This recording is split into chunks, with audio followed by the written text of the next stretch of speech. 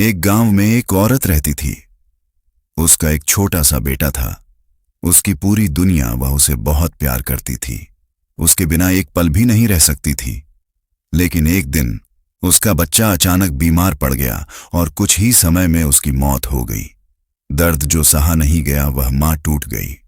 वह अपने बच्चे को सीने से लगाकर रोती रही, कोई मेरे बच्चे को जिंदा कर दो, कोई तो मदद करो। गांव वाले उसे समझाते रहे, यह प्रकृति का नियम है, लेकिन वह मानने को तैयार नहीं थी। आखिरी उम्मीद किसी ने उसे बताया, गौतम बुद्ध के पास जाओ, वो जरूर कुछ कर सकते हैं। वह तुरंत अपने बच्चे को उठाकर बुद्ध के पास पहुंच गई। बुद्ध के सामने विनती वह रोते हुए बोली, भगवान, मेरे बच्चे को जिंदा कर दीजिए, मैं कुछ भी करने को तैयार हूं। बुद्ध का अनोखा उपाय। बुद्ध ने शांत स्वर में कहा, ठीक है, मैं तुम्हारे बच्चे को जीवित कर सकता हूं। वह मां खुश हो गई, लेकिन बुद्ध ने आगे कहा, पहले तुम गांव में जाओ और एक मुट्ठी सरसों के दाने लेकर आओ। लेकिन शर्त यह है, वह सरसों ऐसे घर से हो जहां कभी किसी की मृत्यु न हुई हो। घर घर भटकती वह मां तुरंत गांव में निकल पड़ी। पहले घर गई, क्या आपके घर में कभी कोई नहीं मरा? लोग बोले, हमारे दादाजी की मृत्यु हुई थी। वह आगे बढ़ गई, दूसरे घर गई, यहां भी किसी की मृत्यु हो चुकी है। तीसरे, चौथे, पांचवें घर, हर जगह वही जवाब, हां, हमारे यहां भी किसी की मौत हुई है।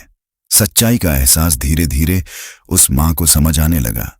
मृत्यु सिर्फ उसके साथ नहीं हुई, हर घर में दुख है, हर इंसान किसी न किसी को खो चुका है।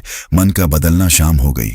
वह मां खाली हाथ वापस आई, लेकिन इस बार उसके चेहरे पर शांति थी, उसकी आंखों में समझ थी। बुद्ध के पास वापसी। वह बोली, भगवान, मुझे अब समझ आ गया, मृत्यु इस संसार का सत्य है, कोई इससे नहीं बच सकता। बुद्ध की अंतिम शिक्षा। बुद्ध ने कहा, जो जन्म लेता है उसका अंत निश्चित है। दुख से भागो मत, उसे समझो, तभी शांति मिलेगी। कहानी की सबसे बड़ी सीख, दुख सिर्फ तुम्हारे जीवन में नहीं है, हर इंसान अपने अपने दर्द से गुजर रहा है। जो चीज बदल नहीं सकती, उसे स्वीकार करना ही सच्ची समझदारी है। स्वीकार करने से ही मन को शांति मिलती है। दोस्तों, अगर इस कहानी ने आपके दिल को छू लिया हो तो वीडियो को लाइक जरूर करें और ऐसे ही गहरी और सच्ची कहानियों के लिए चैनल को सब्सक्राइब करना मत भूलिए।